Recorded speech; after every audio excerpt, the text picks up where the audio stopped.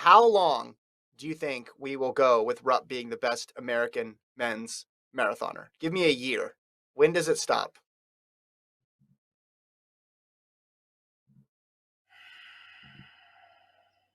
I like the dramatic exhale. That's good for those who are listening and not watching later on. That's good because they were like, "Hey, did it cut out?" The thing is, at least two, at least two, at least 2 more years at least through next year, and probably the next. I mean, name me the person that's on the cusp of being as I can't. good. I can't. That's why I'm going to go even longer. I say at least through You're gonna go 2024. longer. Yeah.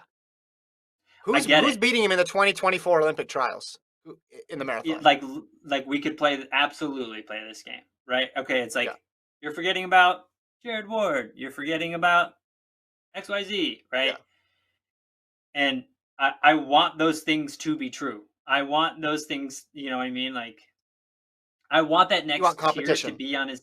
Yeah, like I want there to be like, oh, is there a challenger to the throne? But guys, we are not there yet. I don't, and we're unless you're like, guess what? Tomorrow, Paul Chelimo is a marathoner. Then I'll go, okay, maybe we can. Maybe we have a challenger for 2024, and maybe that's it. Maybe the team in 2024 is Rupp, Chelimo, Joe Klecker.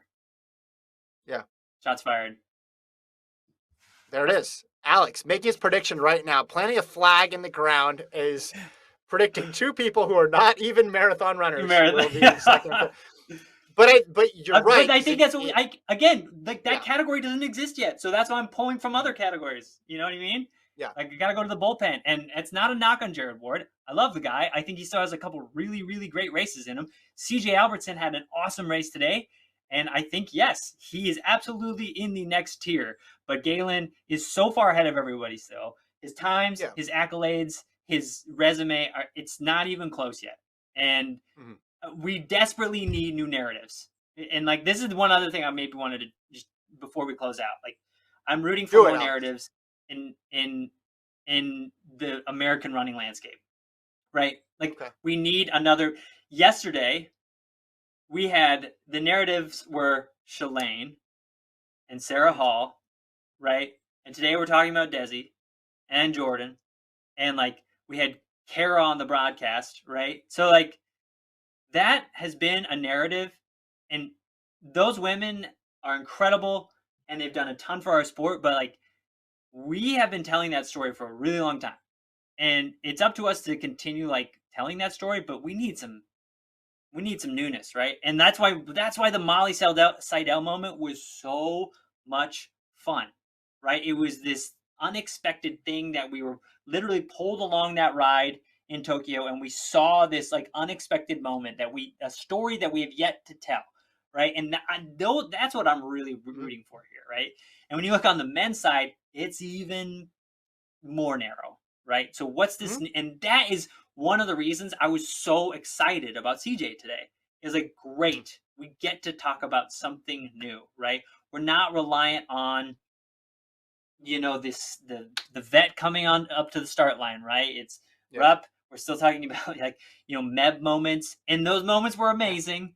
But you guys, like, we need new narratives. And what the next male narrative is, I don't know. But hey, I'm ready for it. I'm ready to see somebody knock one out of the park. Maybe it's a Fauble. Maybe it's Ward coming back. Maybe it's, I don't even know how Parker Stinson ended up today. But like, I'm ready for it. And like we need to find those opportunities to like pull those guys in. I think some of these smaller races, like, okay, the Marathon Project, right? It was like, okay, yes, this is like maybe a bridge, a gap to get some of the younger marathoners onto the road, or some of the tracksters onto the road sooner. I think we need to embrace that. So again, like, but for now, it's still the Rupp show until proven otherwise.